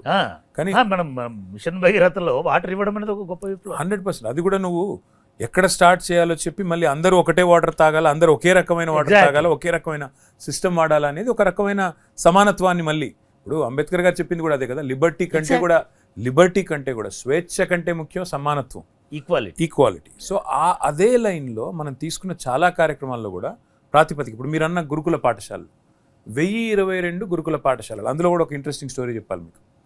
కేసీఆర్ గారు ఉద్యమ టైంలో ఒక మాట అనేది, ఒక మండలంలో ఉండే ఆయన ఇంటర్వ్యూలు ఉంటాయి పాత, మీరు కావాలంటే నేనే చేసిన కామన్ రెసిడెన్షియల్ ఉంటుంది, నా కొడుకు నా మనమడు ఒకటే దగ్గర చదవాలన్నాడు ప్రభుత్వం. ఎగ్జాక్ట్లీ ప్రభుత్వం వచ్చిన కొత్తలా ఆలోచన అదే చేసినాం. చేసిన తర్వాత అప్పటికే 110 స్కూల్స్ ఉన్నాయి, 110 స్కూల్స్ స్టేట్లో అప్పటికే కొన్ని ఉన్నాయి. నెక్స్ట్ లెవెల్కి తీసుకెళ్లాలా, మండలానికి ఒక అద్భుతమైన రెసిడెన్షియల్ పాఠశాల పెట్టాలి. మండలాలు కూడా 1040 మండలాలే ఉన్నట్టున్నాయి, ఇప్పుడు 540, ఇప్పుడు 540. సో అట్లా చూసినప్పుడు మండలానికి ఒకటి పెట్టి అందులో అందరు పిల్లలు రావాలి, ఆ పిల్లల మధ్యన ఒక ఇంటరాక్షన్ రావాలి, వచ్చి ఆయన ఆలోచనలేమో అంత ఎందుకో చేయలేకపోయినారు. అది చేయలేకపోయినాం. అది చేయలేక అల్టిమేట్గా మళ్ళీ అంటే కాస్ట్ పేరుతోటే బడ్జెటింగ్ లో ఇంకోటి ఉండే సమస్యలు, ప్లస్ గవర్నమెంట్లో ఏ డిపార్ట్మెంట్కి ఎంత కేటాయించాలనే కొంత ఒక ఆలోచన. దానివల్ల ఏమైందంటే చివరికి సరే ఉన్న స్కూల్స్ ఉన్నాయి కదా, స్కూల్స్ అయితే పెంచేయండి, 10 రెట్లు పెంచండి అని చెప్పి 110 ఉన్న స్కూల్స్ని 1022 స్కూల్స్కి తీసుకొని పోయినాము. 1005 రెసిడెన్షియల్ పాఠశాలలు అయినాయి, 85 డిగ్రీ కాలేజీలు అయినాయి. అల్టిమేట్గా ఈరోజు అన్నిటికన్నా గొప్ప సంతృప్తినిచ్చేది ఏంటంటే ఆర్ఎస్ ప్రవీణ్ కుమార్ లాంటి ఒక ఆఫీసరు, ఆయన చాలా ఈ విషయంలో మాత్రం బాగా పనిచేసిన వ్యక్తి, ఏది స్కూల్స్ కాడికి చాలా బ్రహ్మాండంగా పనిచేసిన వ్యక్తి. అట్లాంటి ఆఫీసర్ను కూడా తప్పించాలని చెప్పి కూడా కేసీఆర్ గారి మీద చాలామంది అడ్వైజులు ఇచ్చిన వాళ్ళు కూడా ఉన్నారు. ఎందుకంటే ఆయనకి రాజకీయ ఎజెండా ఉంది, ఆయనను తప్పించండి, ట్రాన్స్ఫర్ చేయండి అంటే కూడా పర్వాలేదు, ఏ ఎజెండా ఉన్నా పర్వాలేదు, పని అయితే బాగా చేస్తున్నారు, ఆయన తప్పించవద్దని చెప్పి కేసీఆర్ గారు గట్టిగా పెట్టినారు. అల్టిమేట్గా సంతృప్తినిచ్చేది ఏంటంటే ఆ సిస్టంలోంచి వచ్చిన పిల్లలు, ఆ గురుకులాల్లోంచి వచ్చిన పిల్లలు ఈరోజు ఐఐటీలు, ఐఐఎంలు, నీట్లో సీట్లు, అద్భుతమైన పర్ఫార్మెన్స్ చూపెడుతుంటే అంతర్జాతీయ వేదికల మీద కూడా వాళ్ళు తలుక్కుమని మెరుస్తుంటే నిజంగా ఎక్కడో కొంత సంతోషం అయితే ఉంటుంది, ఇది మంచి సిస్టంలోంచి వచ్చిన పిల్లలు. రెండోది ఏంటంటే ఓవర్సీస్ స్కాలర్షిప్లు, ఇవాళ 9,500 ఓవర్సీస్ స్కాలర్షిప్లు 20 లక్షల రూపాయలు ఇచ్చి పిల్లలు చదువుకుంటానంటే జ్యోతిబా ఫూలే పేరిట, అంబేద్కర్ గారి పేరిట, అదేవిధంగా మౌలానా అబుల్ కలాం ఆజాద్ పేరిట, ముఖ్యంగా SC ST BC minority and అగ్రవర్ణాల్లో ఉండే పేద పిల్లలు కూడా, వీళ్ళందరికీ కూడా దాదాపుగా 9,500 మందికి అవకాశాలు వచ్చి ఈరోజు విదేశాల్లో కూడా విద్యను అభ్యసిస్తున్న పరిస్థితి. ఎందుకంటే మీరు అంబేద్కర్ గారి గురించి చెప్పారు కాబట్టి, ఆయన వెళ్ళి కొలంబియాలో చదువుకున్నా, ఆయన వెళ్ళి లండన్లో అక్కడ చదువుకున్నా, అల్టిమేట్గా ప్రపంచ ఎక్స్పోజర్ వస్తేనే విశ్వమానవుడు కాగలిగినారు అంబేద్కర్ గారు. కాబట్టి ఇట్లాంటి విశ్వమానవులు అంతటి ఐడియాలజీతో ఉండే పిల్లలు కొంతమంది తయారైన ఈ సిస్టమ్ నుంచి. మీకు ఐడియా ఉందా ఎంతమందిని మీరు అట్లా ఫారిన్ పంపించారు? ఇప్పుడు 9,500 మీరు చెప్పుకోవడంలో విఫలమైన 100%. ఆ 9,500 మందిని పిల్లలు బ్రాండ్ అంబాసిడర్లు, గొప్ప బ్రాండ్ అంబాసిడర్లు. దానికి కానీ దురదృష్టం ఏంటంటే ఆ పిల్లలందరూ ప్రపంచవ్యాప్తంగా ఉన్నారు. వాళ్ళ ద్వారా కనీసం బ్యాక్ హోమ్ ఇంత అద్భుతం జరిగింది నేను అనుకోవడం ఏంటంటే బీఆర్ఎస్ పార్టీ కేసీఆర్ గారు ఈవెన్ కేటీఆర్ గారు కూడా మేము చాలా చేస్తున్నాం కాబట్టి ప్రజలు వాళ్ళ ఇష్టం వాళ్ళే గెలిపించుకుంటారు మమ్మల్ని అనుకొని నిజంగా కూడా వాళ్ళ సోషల్ ఏజెండా ఏమిటి అనేది సరిగ్గా ఆవిష్కరించుకోవడంలో విఫలమైనారని నేను అనుకుంటున్నాను. కేటీఆర్ గారు మీరు ఇప్పటి వరకు మాట్లాడినటువంటి దాంట్లో నాకు అర్థమవుతుంది ఏంటంటే మన దగ్గర జరిగినటువంటిది అన్ఫినిష్డ్ టాస్క్ లాగానే ఉందని నేను అనుకుంటున్నాను. అంబేద్కర్కి సంబంధించి ఇనిషియేటివ్స్ బాగున్నాయి, కానీ ఇంప్లిమెంటేషన్ అండ్ దానికి సంబంధించిన ఇదే వచ్చేసరికి కొంత ఇంకా మిగిలి ఉందని అనిపిస్తుంది. మీరేమనుకుంటున్నారు? 100%. ఎందుకంటే ఈ ఫిలాసఫీ డాక్టర్ బాబాసాహెబ్ అంబేద్కర్ది, లిబర్టీ, ఈక్వాలిటీ, ఫ్రెటర్నిటీ అనేది, స్వేచ్ఛ కాదు సమానత్వం ముఖ్యం అనేది, లేదా అల్టిమేట్గా ఆలోచిస్తే ఆయన చెప్పిన ఒక గొప్ప లైను, ఒక మనిషికి ఒకే ఓటు ఈ కాన్స్టిట్యూషన్ ద్వారా నేను అవకాశం కల్పించే అదృష్టం నాకు వచ్చింది. కానీ అల్టిమేట్గా సమానత్వం అనేది రావాలి అంటే ఒక మనిషికి ఒకే విలువ అనేది ఈ సమాజంలో రావాలి అనే ఒక అద్భుతమైన ఆలోచన. ఆ ఆలోచన ధారకి న్యాయం చేసిందా ఏ ప్రభుత్వం అన్న భారతదేశంలో ఈ 76 ఏళ్లలో అంటే నిజానికి ఇంకా ఆ స్థాయికి ఎవరు చేరుకోలేదని చెప్పాలి. అందులో మేము కూడా ఉన్నాం. ప్రయత్నం జరిగింది. న్యాయం చేయడం కంటే ఎక్కువగా అంబేద్కర్ సిద్ధాంతాలకు, అంబేద్కర్ విలువలకు, రాజ్యాంగ విలువలకు కూడా విఘాతం కలిగించేటట్టుగా రాజకీయ పార్టీలు ప్రవర్తిస్తున్నాయి అనేటువంటి విమర్శ చాలామంది అకాడమిషియన్స్ నుంచి ఈ మధ్య కాలంలో వస్తున్నారు. మీరు ఎట్లా చూస్తారు రాజకీయ వ్యవస్థకు, రాజ్యాంగానికి మధ్యలో జరుగుతున్నటువంటి కాన్ఫ్లిక్ట్? రాజ్యాంగ వ్యవస్థకు, పరిపాలకులకు, పాలిస్తున్నటువంటి వాళ్లకు, అధికారంలో ఉన్న వాళ్ళకు మధ్యలో జరుగుతున్నటువంటి ఘర్షణని మీరు ఎట్లా అర్థం చేసుకుంటారు? అంటే అల్టిమేట్గా ఏమైపోయింది సార్ అంటే ఫైన్ చెక్స్ అండ్ బ్యాలెన్సెస్. మనకి ప్రజాస్వామ్యంలో ఉండే 4 పిల్లర్స్ ఆఫ్ డెమోక్రసీ మధ్యన ఉండాల్సిన ఒక సమతుల్యత, ఒక బ్యాలెన్స్, అది డెఫినెట్గా దేశంలో దెబ్బతిన్నదని చెప్పడంలో రెండో ఆలోచన కానీ రెండో అభిప్రాయం కానీ ఎవరికీ అవసరం లేదు. ఎందుకంటే ఇవాళ మీరు చూసినట్టయితే ఎగ్జిక్యూటివ్, అదేవిధంగా legislature, judiciary and 4th estate, మన మీడియా, ఈ 4 కనుక సమన్వయంతో ఒక రకమైన బ్యాలెన్స్తో ఉన్నప్పుడే ప్రజాస్వామ్యం అనేది మెచ్యూర్ అవుతుంది. అల్టిమేట్గా చూసినప్పుడైతే దేశానికి కూడా మంచి జరుగుతుంది, ప్రజలకు కూడా మంచి జరుగుతుంది.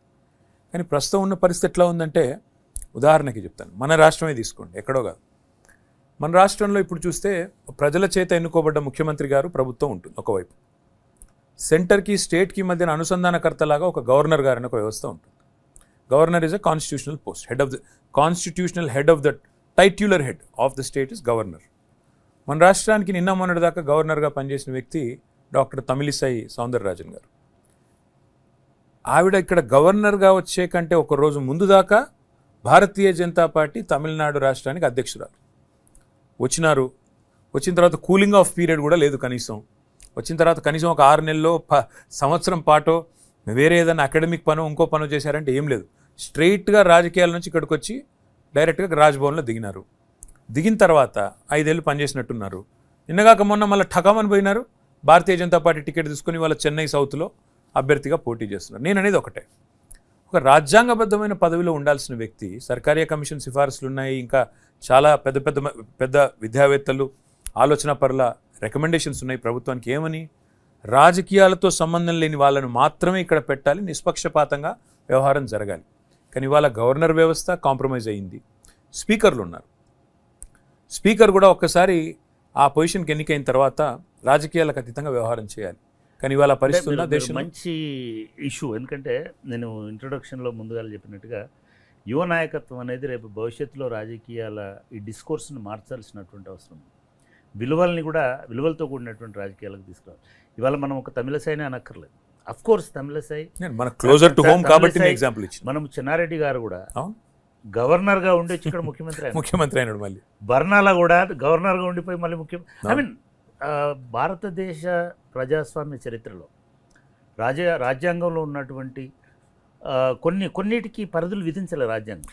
నేను అనేది అదే ఎగ్జాక్ట్లీ. ఇప్పుడు అమెరికాలో చూస్తే మీరు ఒక మాట ఇందాక మాట్లాడుతూ అన్నారు, సోమనాథ్ చటర్జీ గారు, ఇందాక మనం ప్రైవేట్గా మాట్లాడుకుంటున్నప్పుడు 11 సార్లు పార్లమెంట్ సభ్యుడైనాడు సోమనాథ్ చటర్జీ గారు. టర్మ్ లిమిట్స్ అనేది లేకపోతే అమెరికాలో 3 సార్లు 2 సార్ల కంటే ఎక్కువ కాలేదు. ఎగ్జాక్ట్లీ 2 సార్ల కంటే ఎక్కువ ప్రెసిడెంట్ కూడా కావడానికి అవకాశం లేదు. సో నేనేమన్నా అంటే అంబేద్కర్ గారి రాజ్యాంగం ఆనాడు వారు రచించినప్పుడు వారి సహచరులు ఇది ఊహించి ఉండరేమో, ఇది ఒక్కటి మిస్ అయినట్టున్నారు. ఏమంటే ఇట్లాంటివి కూడా జరుగుతాయి, ఇలాంటి ఉపద్రవాలు కూడా వచ్చే ఆస్కారం ఉంది కొన్ని విషయాల్లో రాజ్యాంగాన్ని కూడా. ఎందుకంటే ఆయన ఒక గొప్ప మాట అన్నారు, రాజ్యాంగం గొప్పది కావచ్చు కానీ రాజ్యం నడిపే వాళ్ళు మంచి వాళ్ళు కాకపోతే దుర్వినియోగం జరుగుతుంది అని. రాజ్యాంగం చెడ్డదైనా రాజ్యం నడిపే వాళ్ళు ఒకవేళ మంచి వాళ్ళు అయితే దాన్ని సద్వినియోగం కూడా చేసుకోవచ్చు. అంబేద్కర్ అలవాటు చేసుకుంది, ఆయన చదివింది, ఆయన అధ్యయనం, ఆయన చెప్పిందంతా కూడా సమాజం ఒక విలువలతో ఉంటుంది అనేటువంటి ఉద్దేశం, ఒక విశ్వాసంతో చెప్పినాడు. సమాజం ఇట్లా మారుతుంది, రాజకీయ నాయకులు ఈ రాజ్యాంగాన్ని అపహాస్యం చేసే విధంగా ఉంటారని బహుశా ఆయన ఊహించారు. అంటే మనము కానీ కొంతమంది ఆ విలువలు పాటిస్తున్నటువంటి వాళ్ళు ఇప్పటికి కూడా భారత రాజకీయాల్లో. అంటే మీరు ఇటువంటి పరిస్థితులు రాకుండా ఉండాలంటే, అంటే ఒక పొలిటికల్ పార్టీకి వల్ల మీరు అధికారంలో ఉండొచ్చు లేకపోవచ్చు, కానీ రేపు డెఫినెట్గా మీలాంటి వాళ్ళ ఆలోచన భారతదేశంలో భవిష్యత్ రాజ్యాంగ పరిరక్షణకు సంబంధించి ఇటువంటి దాన్ని మనం ఎట్లా దాన్ని ఒక నియమ రూపంలోకి లేకపోతే ఒక నిబంధనల రూపంలోకి తీసుకురావడానికి అవకాశం ఉంటుంది. Sir, India is a representative democracy, it's a parliamentary democracy. Parliamentary ప్రజాస్వామ్య వ్యవస్థలో ఇవాళ మందబలంతో కొంతమంది మనల్ని శాసించే ప్రయత్నం చేస్తున్నారు. వాళ్ళు ఏం జరుగుతుంది దేశంలో చాలా విచిత్రంగా అనిపిస్తుంది అప్పుడప్పుడు ఆలోచిస్తే. నేను పుట్టింది 1976లో. నేను పెరుగుతున్నప్పుడు, నేను స్కూల్లో ఉన్నప్పుడు ఈ ఫ్యామిలీ ప్లానింగ్ అనేది ఒక గొప్ప స్లోగన్గా ఉండేది. ఎర్లీ 80స్లో, లేట్ 80స్లో కూడా. అప్పుడు ఒకటి అది కూడా వచ్చేది టీవీలో యాడ్, మాకిద్దరు మేమిద్దరు మాకిద్దరు, ఇద్దరు పిల్లల కంటే ఎక్కువ కనొద్దు అనేది పెద్ద స్లోగను. అది ప్రభుత్వమే నడిపేది. నేను కూడా కొన్ని క్విజ్ పోటీల్లో కూడా పాల్గొన్నా. Family planning association of India అని ఒక సంస్థ ఉంటుంది, దాని క్విజ్ పోటీలో కూడా నేను కూడా పాల్గొని ప్రైజులు కూడా గెలుచుకున్నాను నేను. సో ఆనాడు ఒక స్లోగన్, అట్లా అందమైన స్లోగన్ ఉండేది. ఆ స్లోగన్ని ఆచరించి అనుసరించి చక్కగా విజయవంతం చేసిన రాష్ట్రాలు దక్షిణాది రాష్ట్రాలు.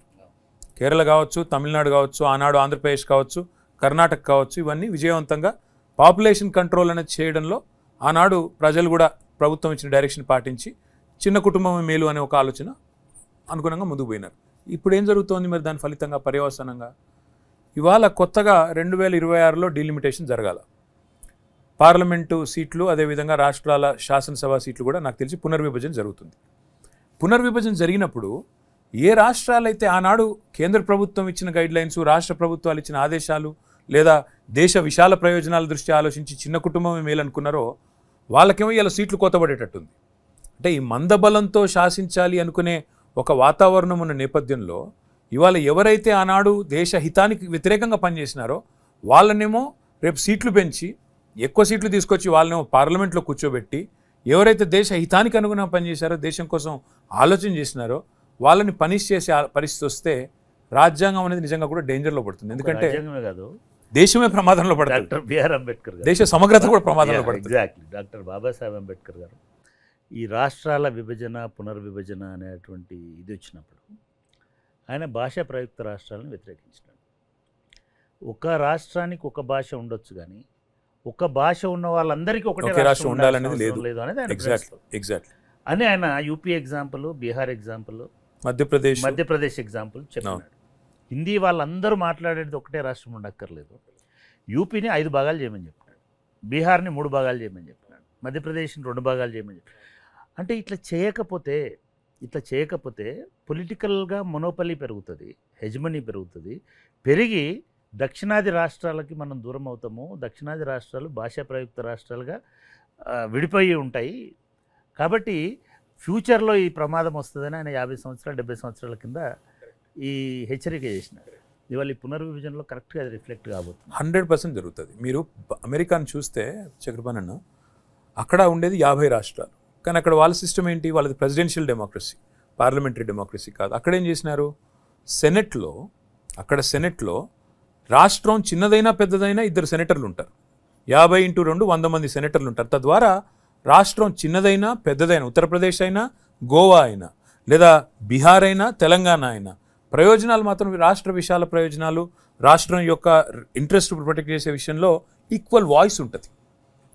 ఇప్పుడు అంబేద్కర్ గారు అన్నారు కదా ఒక మాట, ప్రతిపాదన తీసుకొచ్చారు.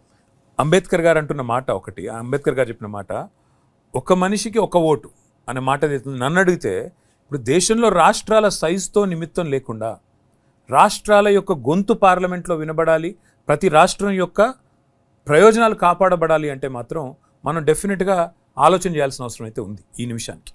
రెండోది, రేపు నిజంగానే ఈ కేంద్ర ప్రభుత్వం ముఖ్యంగా బీజేపీ వాళ్ళ ఆలోచన ఎట్లా ఉందంటే వాళ్ళ ప్రాబల్యం మొత్తం కూడా ఉత్తరాదిలోనే ఉంది. దక్షిణాదిలో బీజేపీకి పెద్ద ప్రాబల్యం లేదు. ఏదో అక్కడ ఇక్కడ ఫ్లాష్ ఇన్ ద ప్యాన్ లాగా 4 సీట్లు గెలిచిండొచ్చు, కానీ ఒక పునాది అయితే లేదు, ఇక్కడ బలమైన క్యాడర్ కానీ నిర్మాణం కానీ లేదు. వాళ్ళ ఆలోచన కొంత డేంజరస్గా కనబడుతూ ఉన్నది. వాళ్ళ ఉద్దేశం ఏమంటే ఇప్పుడు ఈ డీలిమిటేషన్ ద్వారా ఒక ఫర్మ్ గ్రిప్, అంటే ఇంకా దేశం మళ్ళీ ఇంకొక 25 ఏళ్ల పాటు మన గుప్పిట్లో మన కబంధ హస్తాల్లో ఉండే విధంగా మందబలంతో ఈ దేశాన్ని శాసించాలి అనే విధంగా వాళ్ళ ఉత్తరాదిన సీట్లు పెంచి దక్షిణాది గొంతు కోసే ఆలోచనలో ఉన్నట్టు కనబడతా ఉంది. ఇది గనక జరిగితే ఆ మహానుభావుడు ఊహించినట్టు దేశ సమగ్రతకే ముప్పొచ్చే ప్రమాదం కూడా ఉంది. అంబేద్కర్ గారు సమానత్వం అన్నది కేవలము కులాల సమానత్వంగా వ్యక్తుల మధ్యనే కాదు, వ్యవస్థల మధ్యన ఉండాలి, రాష్ట్రాల మధ్యన. కాబట్టి దాన్ని ఒకసారి రీలుక్ చేసి ఇది చేసి రాజ్యాంగాన్ని పరిరక్షించడంలో అది కూడా ఒక భాగం. అంటే మీరు గొప్ప మాట చెప్పారు, నేను అందుకే రాసి పెట్టుకున్నాను. ఇది అంబేద్కర్ గారు చెప్పిన మన రాజ్యాంగంలోనే పొందుపరిచిన ఒక ముఖ్యమైన పదం ఫెడరల్ రిపబ్లిక్. భారతదేశం అనేది ఒక ఫెడరల్ రిపబ్లిక్, సమాఖ్య స్ఫూర్తితో కూడిన ఒక గణతంత్రం. దాని గురించి ఆయన చెప్పిన మాట ఏమంటే, భారతదేశం గురించి I want to quote without any lapses, అందుకే రాసి పెట్టుకున్నాను. Union is not a league of states, nor the states its agencies. Both the union and states are created by the constitution. Both derive their respective authority from constitution. The one is not subordinate, the authority of one is coordinate. అంటే ఈ మాట ఎంత గొప్ప మాట అంటే, సమాఖ్య స్ఫూర్తిని అంటే రాష్ట్రం కేంద్రం ఒక పరస్పరం ఇచ్చిపుచ్చుకునే ధోరణిలో ఒకరి హితం కోసం ఒకరు దేశ హితం కోసం పనిచేయాల్సిందే తప్ప ఒకరు పెద్ద ఒకరు చిన్న అనే భావన కరెక్ట్ కాదు, ఒకరికొకరు సబార్డినేట్ కాదు. They should coordinate with each other అనే మాట చాలా గొప్పగా చెప్పారు. ఇప్పుడు మనం ఆలోచించవలసిన సందర్భం కూడా ఏంటంటే, మీరు అన్నట్టు ముమ్మాటికి రేపు దక్షిణాదే కాదు ఇంకా ఏ ఇతర రాష్ట్రమే కానీ గొంతు నొక్కే పరిస్థితి కనుక వస్తే, డీలిమిటేషన్ ద్వారా ప్రాతినిధ్యం తగ్గించే పరిస్థితి కనుక వస్తే, మీరన్నట్టు అందరికంటే ముందు మేమే చొరవ తీసుకుంటాం. తప్పకుండా మీరు ఇంత మంచి ఉదాత్తమైన సందర్భంగా మంచి పాయింట్ చెప్పారు. నేనే చొరవ తీసుకుంటాను, నేనే ముందు పడతాను. చాలామంది మాట్లాడుతుంటారు, అఫ్కోర్స్ బయట డిబేట్లు డిస్కషన్ జరుగుతూ ఉంటాయి. ఇది బీజేపీ వల్ల ఏదో ప్రమాదం జరిగిపోతుంది, రాజ్యాంగం పోతుంది, అంబేద్కర్కు విలువ లేకుండా. అంబేద్కర్ని వాళ్ళు పంచతీర్థ చేసినారు, అంబేద్కర్ని గౌరవిస్తూనే ఉన్నారు. ఎందుకు అటువంటి అపోహ ఏర్పడుతుంది జనంలో? అంబేద్కర్ రాజ్యాంగానికి విలువ లేకుండా చేస్తున్నారు, అంబేద్కర్ భావజాలానికి విలువ లేకుండా చేస్తున్నారని. స్ట్రైట్ ఫార్వర్డ్ ఒకటే అండి. ఇప్పుడు అంబేద్కర్ గారు ఆయన రాసిన రాజ్యాంగం వల్ల ఇవాళ ఒక ప్రభుత్వ వ్యవస్థలో ముఖ్యంగా చాలా పెద్ద ఎత్తున ఉపాధి కల్పనకి మనం ఆ రోజు నవరత్నాలనండి మహారత్నాలనండి ఆ కంపెనీల వల్ల అపారమైన అవకాశాలు వచ్చినాయి. అందులో రిజర్వేషన్స్ కూడా ఉన్నాయి. కానీ ఇవాళ కేంద్ర ప్రభుత్వం, ఇప్పుడున్న బీజేపీ ప్రభుత్వం తీసుకున్న నిర్ణయం ఏంటి? మొత్తం డిజిన్వెస్ట్మెంట్. అంటే ఎయిర్ ఇండియా పోయింది, ఇట్లా చూసుకుంటూ పోతే మీకు ఇప్పుడు వైజాగ్ స్టీల్ ప్లాంట్ కానీ ఇంకోటి కానీ పబ్లిక్ సెక్టర్ అండర్టేకింగ్స్ ఎక్కడైతే ఈరోజు ఇవాళ రిజర్వేషన్ నుండి అక్కడ ఎస్సీ ఎస్టీ సోదరులు మాత్రమే కాకుండా ఇతరులకు కూడా అవకాశాలు వచ్చినాయో, ఇతరులకు కూడా ప్రాతినిధ్యం లభించే అవకాశం అవన్నీ మొత్తం మంచి ఇష్యూ తీసుకొచ్చిన. అసలు రిజర్వేషన్ల మీద మీ వైఖరి ఏంటి? నేను అమెరికాలో చదువుకున్నానండి, కొంతకాలం చదువుకున్నాను. అక్కడ దాదాపు ఒక 6.5-7 ఏళ్ళు ఉన్నాను. భారతదేశంలో కూడా చదువుకున్నాను. భారతదేశంలో కూడా జీవితం అంతా 6.5-7 ఏళ్ళు తప్ప మిగతా జీవితం అంతా 40 ఏళ్ళు భారతదేశంలో ఉన్నా. మొదటి నుంచి రిజర్వేషన్ల విషయంలో కులాల వారీగా, ఎందుకంటే నేను నా కళ్ళతో స్వయంగా చూసింది మండల్ కమిషన్ అప్పుడు ఆనాడు జరిగిన పోరాటాలు, ఆనాడు జరిగిన కొన్ని ఆత్మ బలిదానాలు ఇవన్నీ కూడా చూసినవాడిని. ప్రో మండల్ ఉన్నారా, యాంటీ మండల్ ఉన్నారా? అప్పుడు అదే చెప్తాను. ఇంకా నాకు అప్పుడు అవగాహన కూడా నేను అప్పుడు ఇంకా హై స్కూల్లోనో లేకపోతే ఇంటర్మీడియట్లోనో నాకు అవగాహన కూడా లేదు. ఏం జరుగుతుందో అర్థం కాని పరిస్థితి. కాలేజ్కి మాత్రం హాలిడేస్ వచ్చినాయి, అది మాత్రం గుర్తుంది. పాయింట్ ఏంటంటే, నాకు మొదల రిజర్వేషన్ అనేసరికి ఎవరైతే రిజర్వేషన్ లేకుండా జనరల్ కేటగిరీలో ఉండే కులాల్లో పుట్టిన పిల్లలు కానీ కుటుంబాలు కానీ వాళ్ళ ఇళ్ళలోనేమో తీవ్రమైన డిబేట్ ఉంటుంది, యాంటీ రిజర్వేషన్ డిబేట్ ఉంటుంది. వీళ్ళకి అవకాశాలు రావట్లేదు పిల్లలకి అనేది. అదేవిధంగా రిజర్వేషన్ వల్ల వచ్చే లాభాలు పొందే ఒకవేళ సమాజంలో ఉన్న కొన్ని కులాలు కానీ కొన్ని కుటుంబాలు కానీ ఉంటే వాళ్ళ ఇళ్లలో మాత్రం ప్రో రిజర్వేషన్ డిబేట్ జరుగుతూ ఉంటుంది లోపల. ఈ స్పర్ధ, ఈ ఘర్షణ జరిగినప్పుడు చాలామందికి అర్థం కాదు ఏం జరుగుతుంది అని. అయితే ఇక్కడ పాయింట్ ఏంటంటే సార్, ఒకసారి పుట్టిన తర్వాత ఎదగడానికి, ఇప్పుడు కేసీఆర్ గారు చెప్పిందే ఎగ్జాంపుల్, ఎదగడానికి ఎదిగే క్రమంలో విద్యలో కానీ ఉపాధిలో కానీ మనం గతంలో జరిగిన తప్పులను కనుక వాటిని సవరించి అందరికీ లెవెల్ ప్లేయింగ్ ఫీల్డ్ అనేది ఒకటి క్రియేట్ చేయకపోతే ముమ్మాటికి దారుణమైన ఘాతకం చేసిన వాళ్ళం అవుతాం. ఇది నేను అమెరికాలో గ్రహించిన, అందుకే అమెరికా అని చెప్పింది అందుకే నేను. అక్కడ కూడా అఫర్మేటివ్ యాక్షన్ అనేది ఒకటి ఉంటుంది. అఫర్మేటివ్ యాక్షన్ ఏందని చెప్పి నేను కూడా స్టడీ చేసిన. అసలు మరి అమెరికా ఇంత అగ్రరాజ్యం కదా, ప్రపంచంలోనే అతి సంపన్నమైన దేశం కదా, మరి వీళ్ళు ఎట్లా సమాజంలో ఉండే అసమానతలను, అక్కడ దెబ్బతిన్న సమతుల్యతను ఎట్లా బ్యాలెన్స్ స్ట్రైక్ చేసే ప్రయత్నం చేస్తున్నారు అని చాలా బలంగా అధ్యయనం చేసినాను. అవుట్ ఆఫ్ అకాడమిక్ ఇంట్రెస్ట్, నాకు వేరే ఉద్దేశం ఏం లేదు. చదివితే నాకు అందులో ఆశ్చర్యం కల్పించిన ఒక ఇదేమంటే, అఫర్మేటివ్ యాక్షన్లో భాగంగా అక్కడ ఉండే ఆఫ్రికన్ అమెరికన్స్ కానీ ఇతర minorities exactly even Indians exactly Asians కానీ చాలా చాలా ప్రొవిజన్స్ ఉన్నాయి. 5 కేటగిరీస్కి 5 equal exactly. So even 10 members ఉండే ఎంప్లాయ్మెంట్ ఉండే చోట కూడా affirmative action implement. Absolutely. So నేనేమంటున్నా అంటే, ప్రపంచంలోనే అతి సంపన్నమైన దేశం, అగ్రరాజ్యం, ఇవాళ ప్రపంచానికే ఇవాళ అదేమంటారు దాన్ని, అమెరికన్ డ్రీమ్ అంటారు. అక్కడ పోయి అక్కడ చదువుకోవాలి, అట్లా ఉండాలి. దాని నుంచి స్ఫూర్తితోటే అంబేద్కర్ గారు కాన్స్టిట్యూషన్లో దాన్ని ముందుకు తీసుకున్నారు. నా పాయింట్ అల్లా అదే. That is the oldest democracy in the world. 400 సంవత్సరాల పైచిలుకు చరిత్ర ఉన్న ఒక దేశం అమెరికా, ప్రజాస్వామ్య దేశం. We are the largest democracy. ఖచ్చితంగా భారతదేశంలో సమానత్వం అంటూ వచ్చేంత వరకు ఈ సమాజంలో, నేను ఇంకొక ఎగ్జాంపుల్ కూడా చెప్తాను సార్, తప్పకుండా రిజర్వేషన్ ఉండాల్సింది, అందులో రెండో చర్చ లేదు. అల్టిమేట్గా ఈ దేశం అంబేద్కర్ గారు చెప్పినట్టు ఈక్వాలిటీ అనేది రావాలంటే, లిబర్టీ కంటే ఈక్వాలిటీ ముఖ్యమైన మాట వారు ఏదైతే చెప్పినారో అది రావాలి అంటే, the only way to do that is by fighting caste with capital. మీరు 10 సంవత్సరాల అధికారంలో ఉన్నటువంటి టైంలో ఇదే అంబేద్కర్ గారి ఆదర్శాలని, అఫ్కోర్స్ అంబేద్కర్ గారి 125 అడుగుల అద్భుతమైన విగ్రహం పెట్టినారు, దానికి సంబంధించిన సెక్రటేరియట్ కూడా. పరిపాలనా వ్యవస్థలో కానీ లేదా ఎంపవర్మెంట్ దీనిలో కానీ దళిత్ ఎంపవర్మెంట్ కోసము 2 అంశాలు అంబేద్కర్ కూడా చెప్పినాడు. ఒకటి, పొలిటికల్ పార్టిసిపేషన్ ఎంకరేజ్ చేయాలి. నేను గమనించిన దానిలో కూడా ఏ కాన్స్టిట్యున్సీలో కూడా ఒక జనరల్ కాన్స్టిట్యున్సీ అని అనుకున్న దానిలో, జనరల్ అంటే ఎవరైనా చేయవచ్చు, ఎప్పుడు అటువంటి ప్రయోగం చేసి ఒక దళిత లీడర్ని ఎంకరేజ్ చేసినట్టుగా చేసినాము. మీరు గుర్తుంచుకోండి, అంటే ఇది ప్రభుత్వంలో రాకముందే వరంగల్ పార్లమెంట్ సీట్లో ఆనాడు జనరల్ సీట్లోనే రవీంద్ర నాయక్ గారు గెలిచినారు. ఆ రోజు ఒక ట్రైబల్ నాయకుడు ఆయన్ని గెలిపించుకున్నాము. తర్వాత కూడా 2-3 సార్లు ప్రయోగాలు చేశారు, కానీ అవి సఫలం కాలేదు. సెక్యులరిజం అనేటువంటి ఒక కాన్స్టిట్యూషనల్ వాల్యూ మీద మీ స్టాండ్ ఏంటిది? ఎందుకంటే ఇవాళ దేశంలో చాలామంది దాన్ని ఒక బూచీలాగా లేదా దాన్ని ఒక వాల్యూ లాగా 2 రకాలుగా వాడుతున్నారు. అంటే టీఆర్ఎస్గా, బీఆర్ఎస్గా లేదా కేటీఆర్. ఐ మీన్ మీరు ఎట్లా చూస్తారు ఇండియన్ సొసైటీలో ద ప్రిన్సిపల్ ఆఫ్ సెక్యులరిజంకి ఉండేటువంటి కాన్స్టిట్యూషనల్ వాల్యూని మీరు పబ్లిక్ లైఫ్లోకి ఎట్లా చేస్తున్నారు? సార్, ఒక మాట, గొప్ప మాట అంబేద్కర్ గారు చెప్పిన మాట, state and religion should never be mingled, should never be mixed.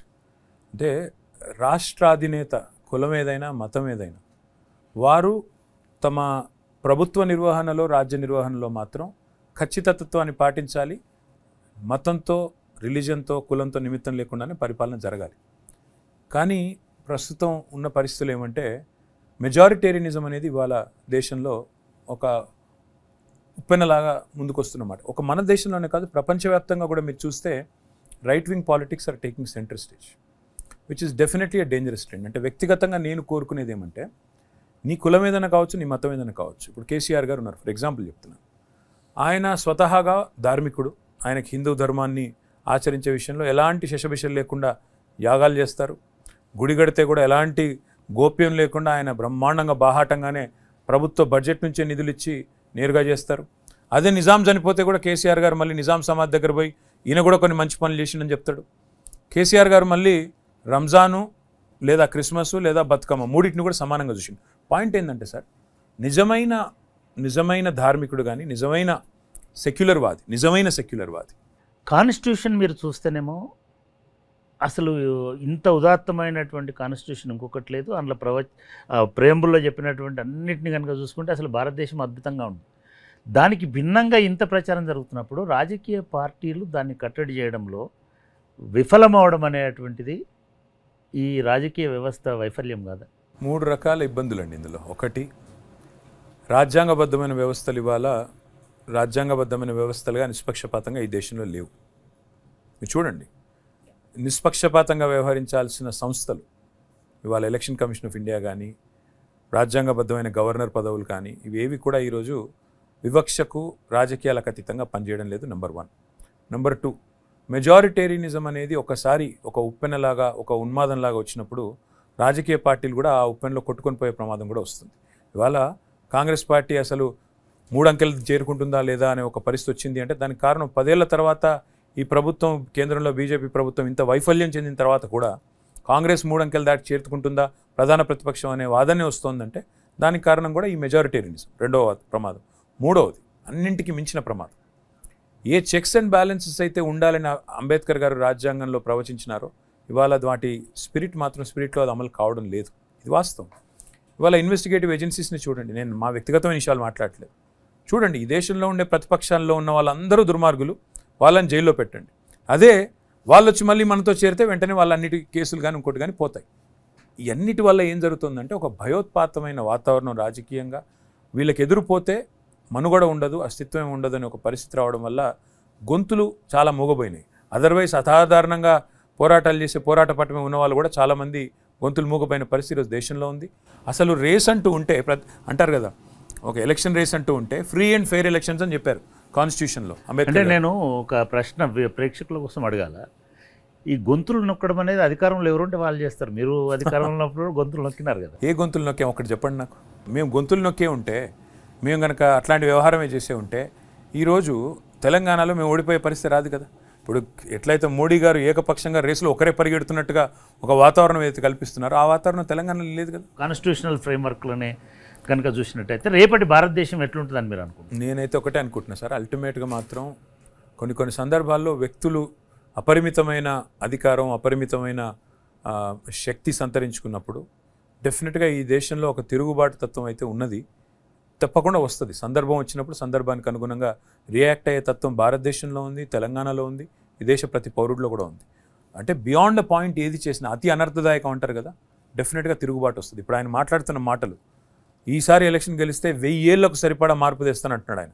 మరి 1000 ఏళ్ల మార్పు అంటే ఏందో నాకే తెలియదు, ఎందుకంటే అందరం బతికేది 70-80 ఏళ్ళు. అంటే వాళ్ళు ఒకవేళ నిజంగానే కనుక ఇప్పుడు ఎలక్షన్స్ వస్తే మళ్ళీ ఎలక్షన్లు ఎప్పుడవుతాయో ఇంకెవరికి తెలియదు. ఇంటర్వ్యూ స్టార్ట్ చేసేటప్పుడు ఒక హోప్ఫుల్ లీడర్షిప్, యూత్ లీడర్షిప్ ఉంది. అంటే నాకు వ్యక్తిగతంగా నేను చూస్తున్నప్పుడు మీలాంటి వాళ్ళు, అఖిలేష్ లాంటి వాళ్ళు, లేదా సచిన్ పైలట్ లాంటి వాళ్ళు, లేకపోతే అంటే కొంచెం మాట్లాడేటప్పుడు కానీ లేదా వాళ్ళ ఆలోచనలో కానీ కొంత మోడర్న్ ఇది ఉన్నటువంటి వాళ్ళు, ఈవెన్ జ్యోతిరాదిత్య సింధియా లాంటి వాళ్ళు.